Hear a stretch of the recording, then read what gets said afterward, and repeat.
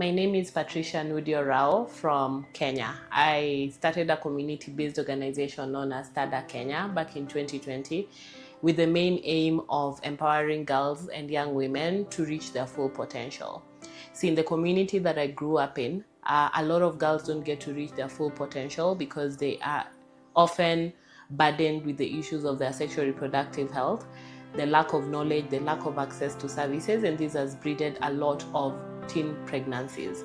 So I am a young mother. I gave birth in my early 20s, and I early on realized that there was no community for young mothers. So young mothers are always seen as the bad ones, the ones that don't need to interact with everyone else, the ones that are always labeled and burdened with the shame that just comes from the fact that they made one move or a move was made against them, and that in case of defilement and also in case of rape.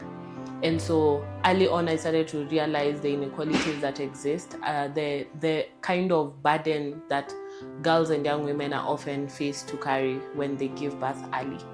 So as a young mother, I didn't have a community around me, and I realized that that is one thing that I needed to change.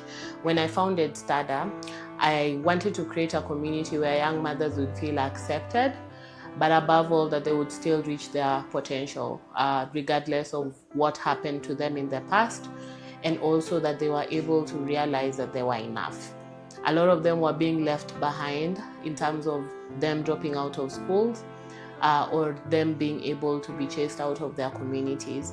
And so at STADA, we started a space where they would come and they would feel accepted. They would feel like there's a community that was around them that went through the same thing that they went through, and that they were not alone.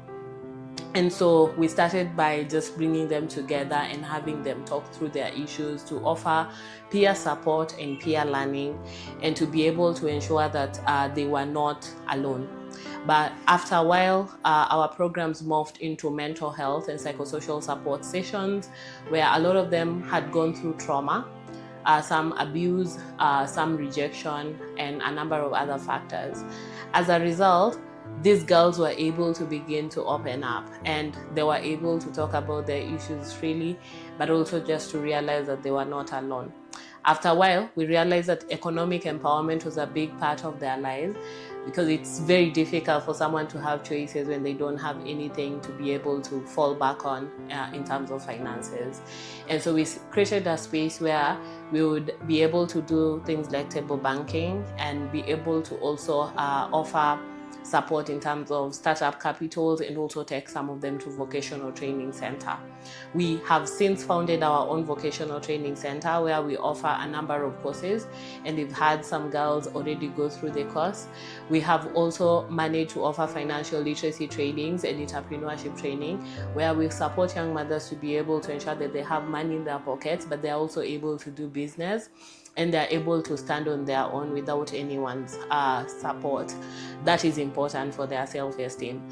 We've also managed to start a daycare where these kids are able, the girls are able to drop their children, and then they're able to go ahead and do whatever they want to do for the day, because that is also important. The issue of childcare has always been an issue that has made young mothers to not progress, and we are changing that one child at a time.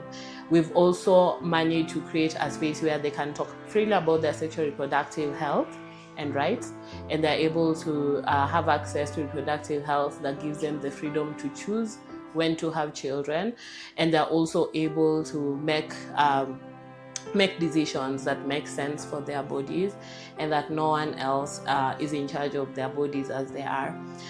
We have also since now created a safe space. We've realized that a number of them are kicked out once they give birth, or their homes are no longer safe for them to continue living in. And so we have created a safe space where when they are kicked out, or when the living conditions of where they are is unbearable, they can always check into the house, check into the home, and they're able to have them, we are able to take care of them and have them live out their best life. That is our dream, to be able to ensure that every young girl lives their best life regardless of what happened to them, and that they are able to reach their full potential regardless of their situation. We have created storytelling circles where they're able to tell their stories freely and openly. They're able to go back to school, they're able to live out their dreams, and they're able to be financially empowered while they're at it. So far, close to 100 young mothers have gone through our project or program, and we have realized a lot of changes in just the general self-esteem. We have realized how much economic empowerment really goes to build confidence and to build agency. We have also noted for the girls in our program that repeat pregnancies are very low, so a lot of them are not getting pregnant again, so that means that the sexual reproductive health classes are really helping. We've had girls who are able to take their children to school. We have girls who've managed to get employment, and that means that the cycle of teen pregnancy will definitely be cut off, and so they are able to ensure their kids go to school as well, and that becomes a ripple effect. Girls who could not express themselves in public now are able to express themselves, and we've just really seen the power of community, the power of financial independence in their general well-being and outlook, because we have realized that a big part of their confidence in sexual reproductive health rights are really linked to economic empowerment. So you deal with girls who get pregnant as a result of transactional sex. So some are transactional sex for fish, which is the main food around the area that we live. So it's basically exchange of sex for food. And we also have a number of girls who are able to have sex for pads. So menstruation and menstrual health is also a big part of it. But you see, these are biological functions that you don't have any control over. So a lot of times when you look at sexual reproductive health in isolation or in a vacuum, it really it becomes really counterproductive when you want to be able to have long-term impact. So what we are beginning to realize is a big part of sexual reproductive health still lies in the economic empowerment angle.